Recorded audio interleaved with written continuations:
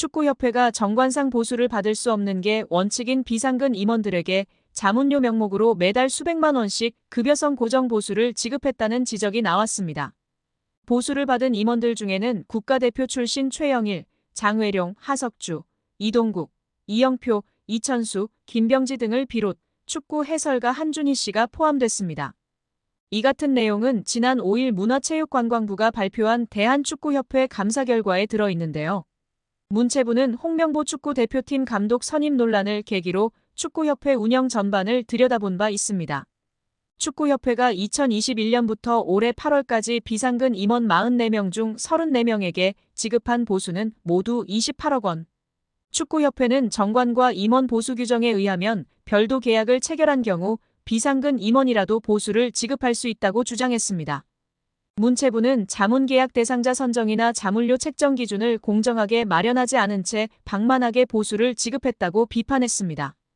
이 기간 축구협회에서 가장 많은 자문료를 받은 비상근 임원은 위르겐 클린스만 감독 선임 당시 활동했던 마이클 밀러 전 전력강화위원장이었습니다. 2023년 축구협회와 2년간 연 25만 달러, 약 3억 4천만 원을 받는 자문 계약을 맺었습니다. 그는 올해 2월 아시안컵 이후 클린스만 감독이 경질될 때 함께 사퇴했고 1년 2개월간 약 3억 5천만 원을 수령한 것으로 드러났습니다. 밀러 이후 전력강화위원장을 맡은 정혜성 위원장은 월 1,500만 원을 받는 자문 계약을 맺었고 2월 말부터 6월 사임할 때까지 7,800만 원을 수령했습니다. 문체부는 두 전직 전력강화위원장이 받은 자문료가 축구협회 임원 보수 규정상 자문료 한도를 초과했다고 봤는데요. 규정에는 분과위원장 자문료 한도를 연 1억 원으로 정하고 있는데 이를 어겼다는 것입니다.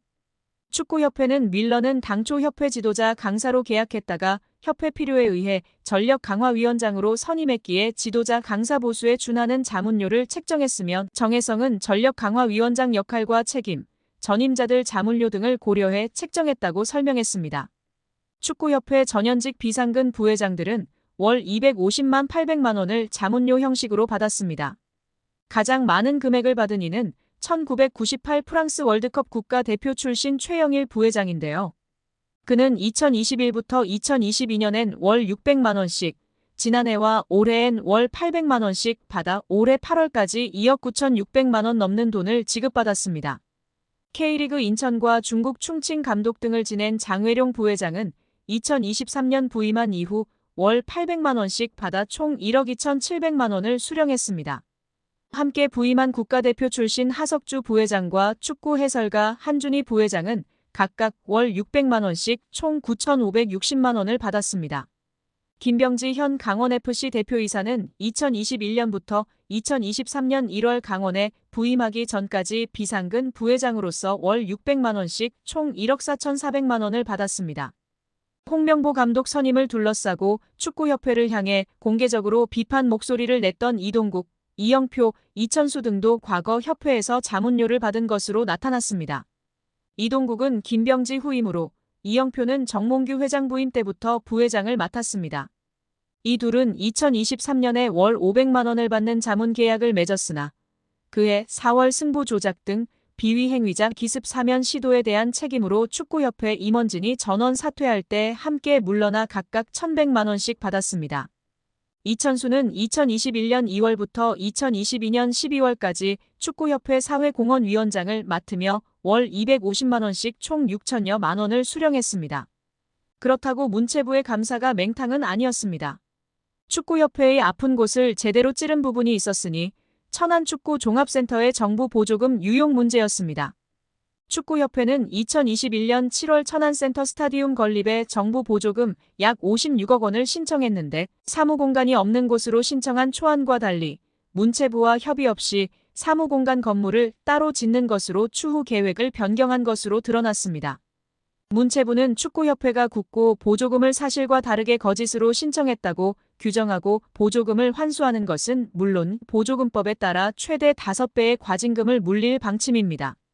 이렇게 되면 축구협회는 최대 300억 원에 이르는 돈을 부담해야 하는 처지가 되는데 천안축구센터 건립을 위해 하나은행과 615억 원 한도의 대출 계약을 약정하는 등 이미 막대한 채무를 지고 있는 축구협회의 재정 상황에서 결코 가볍게 볼 일이 아닙니다. 정 회장이 남은 임기는 물론 사선 연임에 성공하더라도 큰 재정적 부담을 안은 채 축구협회를 운영해야 하는 상황에 몰리게 됩니다. 문체부 고위 관계자는 아직 국고 보조금 관련 어느 정도 과징금이 책정되는지 정확히 결정된 것은 없다. 원금 56억 원 전체를 환수할지 여부부터 심의해야 하는 상황이다라며 과징금의 정확한 규모에 대해서는 여지를 남겼다. 다만 정몽규 회장이 정부의 징계 조치에도 불구하고 사선 도전을 강행한다면 이른바 괘씸죄를 적용해 액수는 커질 수 있다는 전망도 나오고 있습니다. 축구협회가 최근 스폰서 파트너인 하나은행에서 600억 원대 마이너스 통장을 개설한 것에 대해서는 협회 관계자 징계 요구 등을 거론했습니다. 유 장관은 원래 문체부 승인을 받아야 하는데 그렇게 안 한 것 자체가 위반이라며 절차상 문제 등을 따져 관계자 징계를 요구하고 다른 조치도 할 수 있는지 검토하고 있다고 밝혔습니다. 정몽규 취임 후 보조금은 11년간 3배 늘었습니다. 정부 보조금은 연간 최소 110억 원 수준이며 스포츠 토토 등 복표 수익 연간 200억 원이 지원되고 있습니다. 주요국 정부 보조금 없거나 의존도 낮으며 피파 랭킹 20위권 국가들은 70% 이상이 협회장은 전문 경영인이 하고 있고 이외 축구인 등이 하고 있습니다. 우리나라처럼 재벌 총수가 회장인 곳은 단 한 곳도 없습니다. 대한축구협회에 연간 약 300억 원의 국가 재정이 투입되면서 수익에서 정부 의존도가 약 30%에 달하는 것으로 나타나며 충격에 빠졌습니다. 사실상 정부 재원이 아니면 운영이 어려운 셈입니다. 미국과 일본 등 주요국은 국가 보조금 의존도가 낮은 가운데 축협의 재정 자립을 촉구하는 목소리가 나오고 있습니다. 18일 한경닷컴이 축협의 손익계산서를 분석한 결과 지난 2013년 이후 보조금과 복표 수익을 제외하면 연 평균 300억 원 적자를 기록하고 있습니다.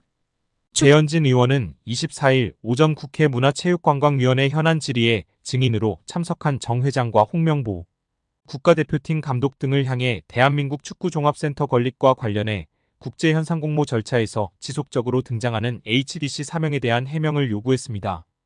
배 의원은 축구협회가 2015년부터 지금까지 국비와 시비 그리고 자체 재원까지 동원해서 약 1,550억 원을 투입하는 초대형 프로젝트를 추진하고 있다며 2020년 3월에 축구협회가 천안의 부지를 이제 지정하고 난 후에 축구센터 마스터플랜 건축사 건축회사를 선정하기 위해서 국제공모를 시행을 했고 6월에 네덜란드의 UN 스튜디오라는 업체가 최종 선정되는 과정이 있었다고 운을 뗐습니다.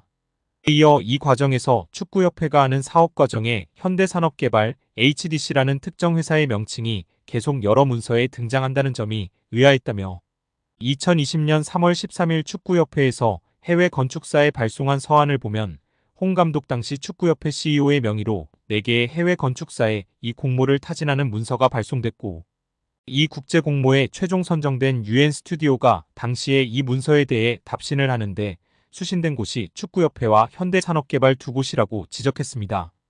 그러면서 현대산업개발이 전체적인 이 공모의 공식적인 과정에서 실무적인 수신을 받은 것이라며 2020년 11월 24일 UN 스튜디오가 다시 과업범위 및 수수료 제한이라는 계약 조정 문건, 비용에 관한 문건을 축구협회에 발송하는데 이 문서 또한 현대산업개발도 동일하게 수신한다고 꼬집었습니다. 또 해당 문서의 4번째 페이지를 보면 현장 방문 관련 내용에 대한축구협회, 현대산업개발, 그리고 한국의 설계사들과 함께 공동으로 디자인을 개발하기 위해 일정량의 한국 방문이 필요하다고 하며 이곳에 다시 특정 회사 명칭인 현대산업개발이 등장한다고 설명했습니다.